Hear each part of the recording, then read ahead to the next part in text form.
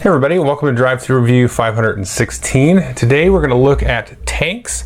This is a new game from Gale Force 9, who is known, at least on my side of the world, for games like Firefly, Sons of Anarchy, Spartacus, IP-based board games. But they do have a large and deep miniature series called Flames of War, which is kind of a larger scale tank battle system. This game here, Tanks, is kind of taking that and streamlining it down, making it a little bit more accessible. If you could be glib about it, you'd kind of call it X-Wing for tanks. So let's go ahead and take a look what's in this kind of starter set here, and then I will give you my thoughts on it. Okay, here I've got kind of a dummy setup. You can see the game comes with these terrain pieces here, and then here we can take a look at the tank. So let's take a look at this. This is a German tank here. You do have to assemble these a little bit. You don't want to glue the top piece in here with the gun on it, so you can swivel it around. It doesn't really matter where this goes, so you can just kind of point this for effect. And so the game gives you enough pieces for two Sherman tanks for the US, and then the Panther here for the German. You do get a bunch of extra bits and stuff, so the idea I think is that you can kind of kit these out and customize them and build specific tanks and things, combine these with different sets. You do get a lot of extra pieces, but from this base set you just build the three. So what happens in a game is players will roll a die. This is kind of your general scenario. So the highest player will then start putting out terrain. So you're going to use a 3x3 area. Now I got this at Michael's, which is a hobby store, and this is actually a 3x3 green mat, so it kind of looks like grass. This doesn't come with the game, so it's very handy for some of these games. A lot of these games are 3x3. So you want a 3x3 area, and then you start placing these pieces out here one at a time, going back and forth.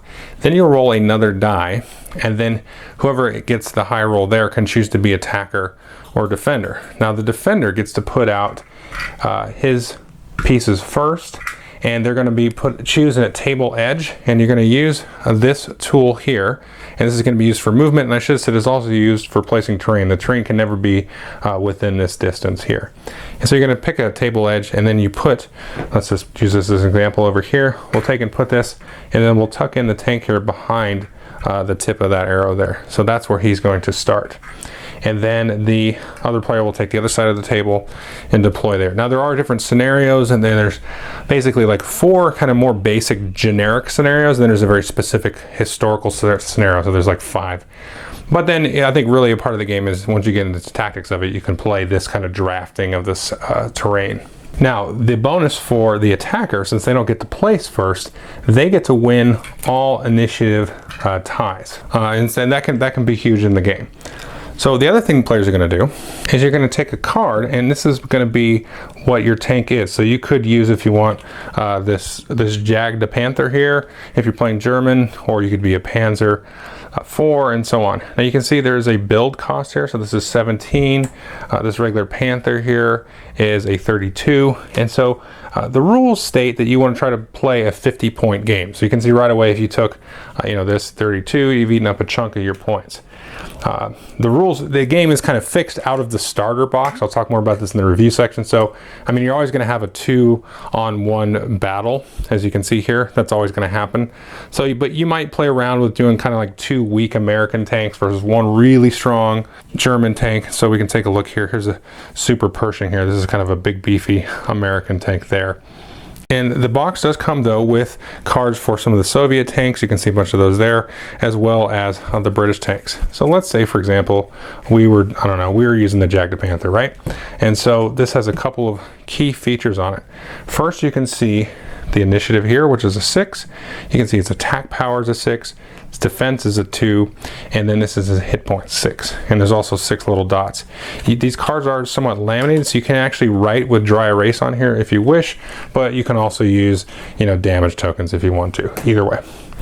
Then there's also some special abilities. You can see this is an assault gun and a blitzkrieg, and those have different effects. And then you can also see you have crew cards. So this has 4 crew slots here, whereas this T-34, it's only got 3 crew slots. So when that's going to come into play is you have these upgrade cards, and you can see here on the back is the point value. So if I use this upgrade with this tank, I'd have a total of 40 points, 35 plus 5. But you can see I'm actually going to play this face down. I'll get the chance to look at it. And this is a crew. This is Bobby Wall, and he has a special ability here. You can see he's a heroic. You can only ever have one hero in your whole squad, sort of a named fella. And this is a crew. So you're going to go ahead and attach that as a crew. They know how much you've spent, but you don't have to reveal it until you actually use the special ability. He's got a special gunner ability. There are some of these. I'll find one here that you have to play face up, and these are things that you could obviously see just by looking at the tank. So he says this card must be played face up, and so this one would be sandbag armor, improvised armor, camouflage netting, and so on. So those are things that you could obviously, just by looking with the naked eye, you can say, oh, he's got camouflage on.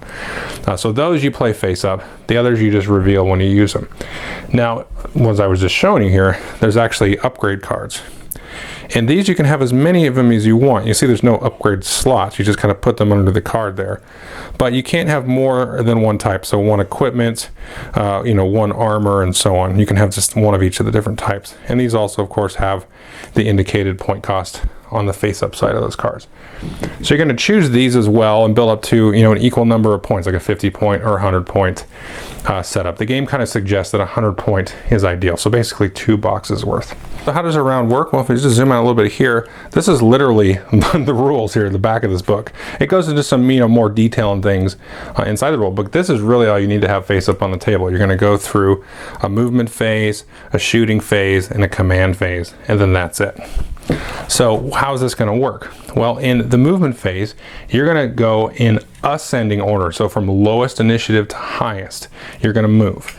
And movement is very simple. So let's go ahead and just move this Panther over here. And all you have to do is take and just attach this arrow to any point of the tank, take and move it, and then move it up here anywhere up to the butt of the arrow. So I could kind of shorten that if I wanted to, kind of not move so much. And then you can do it a second time. So you can do it 1 or 2 times or 0 times. If you want to stand still, you maybe do it 0 times. So we do this. Now, however many you move, so in this case I moved 2. So I'll go ahead and mark that, show that he's actually moved 2, because that's going to affect kind of the accuracy of this tank as well as other tanks trying to shoot at it. If he'd only moved 1 tick of the arrow, you just put it on the 1. Now some of the tanks will be marked as a fast as a keyword, and so they can move up to 3 times. And some tanks, like I said, if you just hang still, you might do that to get a little greater accuracy, because again, you're not moving, so you're going to be more accurate. You're also going to be more stationary. You're going to be able to be targeted easier. And there might be some special abilities based on whether you didn't or did not move. So that's movement. Again, you go in ascending initiative order. Then you have the shooting phase when you go in descending initiative order. So in this case, let's say a 6 is a pretty high thing, and then he's going to shoot. Now, unless you have an assault gun, you can shoot in 360 degrees here. Assault guns can only shoot directly in this kind of, I hate to call it an arc, but in this sort of straight rectangle out. But otherwise you could shoot these fellows over here and so on. And so shooting is very simple. You basically just roll this number of dice. So he's going to roll a lot of dice. He's going to roll 6 dice. You may have special abilities or special people on your crew that allow you to add more dice. The other abilities also might, add or decrease your initiative or your defense and so on. And so you're going to roll that. And so what you're trying to roll is a 4, 5, or 6. Now 4 or 5 is a normal hit. A 6 is a critical hit. So you really want those 6s. And then what the defender is going to do is they're going to roll some dice. Now there's a few different things to note here. You need line of sight, obviously. So if there was a building in the way or another tank, then you wouldn't be able to do it. If the tank was in cover, and what does that mean? Well, let's take a look up here. So if we take a look at the woods terrain here, you can actually move through this. So you can actually move through it, but it's actually going to put you in cover. And what this is going to do is it's going to protect your corner. So you're going to look at the visible corner. So you might have part of this behind a building or something, but if there's not 3 visible corners, he's considered in cover. So you're going to take the base defensive dice rolling. So let's say that was the tank we were doing. That's 2 dice. He's going to get another one for cover. He would lose 1 if we were within this range here. So if we were really close to it, he'd actually lose a die. And then you're going to add defense dice based on each of the tank's movement. So if this guy had moved 2 and maybe this guy had moved none, well, let's say moved 1. He moved 1. So he moved 1 to get into cover. he moved 2 to kind of shoot over here. So you're going to add this many dice. You're going to add another 3 dice to that. So we've got the initial defense plus the 1 of cover plus the 3 here. So he's going to roll that. And he's also trying to roll a 4, 5, or 6. Now the 4s and 5s will block other 4s and 5s. The 6s will block 6s. And the 6s will also block 4s and 5s. So the 6s are nice to roll in defense because you're going to block a critical hit. So any damage you take, you can mark with these damage tokens, or mark it off like I said on the card here. If you take a critical hit, you're going to draw off the top of this critical hit deck. And so these are a few different things. These are usually going to be some kind of effect, and then maybe some damage, maybe not some damage. And these are also going to be repairable or not. So after we've shot, everybody's shot, then at the command phase, you'll be able to roll 1 die for these conditions. If you roll a 4, 5, or 6, then you're going to be able to repair it and it'll go away. Now the damage isn't going to go away. That damage is going to stick. So you're going to go ahead and mark that damage again, of course, with a marker or with these. But you can repair these. There are certain crews and things that will allow you to sort of prevent this type of damage or help you re-roll, on a repair roll, or even re-roll on attacks and things like that as well. Now these effects are going to be immediate, so if you get an effect that allows you to not shoot, and he got the initiative on you and shot, then you're not going to be able to shoot. However, if you're destroyed, you're still going to get to act. So unless you had some other ability that didn't let you shoot, you can still get a chance to get a shot off, and then your tank will explode because it's kind of simulating simultaneous. Now once you're destroyed, you're going to go ahead and mark with this token here on the tank, and that's going to show us destroyed. It's going to stay on the field, so it's going to be able to block line of sight and so on, but you're not going to be able to do anything with it. And usually you just play to wipe out each other's tanks.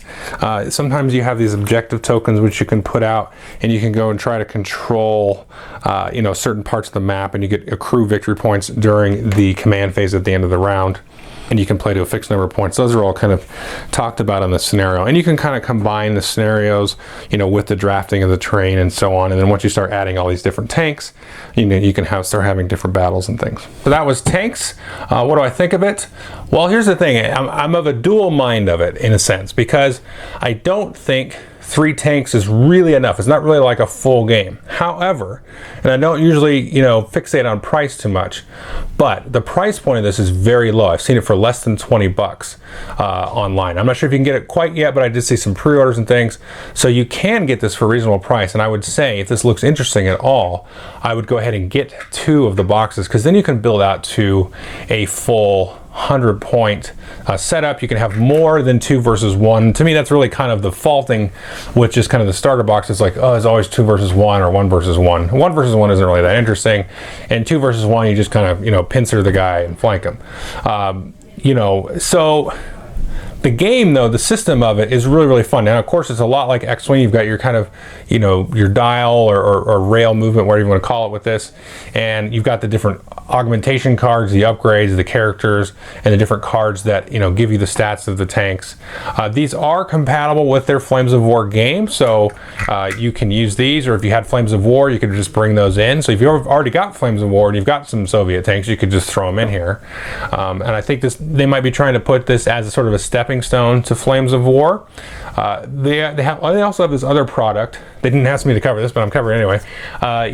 This terrain's pretty cool, but you can get their Battlefield in the Box stuff, which is like full 3D renderings of buildings and all kinds of stuff. So you could really trick out and, make it a full-blown minis game, but still very accessible. Kids can totally get behind this game and play it.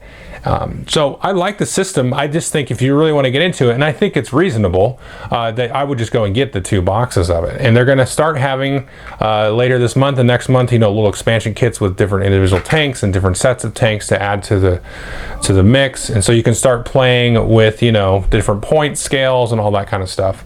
So it's very easy to get into. I like the kind of whole face down surprise of what upgrade do I have, or what special crazy person do I have driving my tank. The abilities are pretty neat. You roll a lot of dice, and so it's very quick, and sometimes it can be very painful to just get blasted out of the sky. And so that's kind of part of where I get back to with having more tanks, is because if you get a couple of lucky shots and you're dead and the game took 10 minutes, or maybe you should have been a little careful too. But I think it's enjoyable. I like the models. You don't really have to paint these because they're all kind of color coded anyway based on their nationality. and it's a quick, easy setup. Definitely, if this looks interesting to you all, I would definitely recommend it. It was a lot of fun to play. So thanks.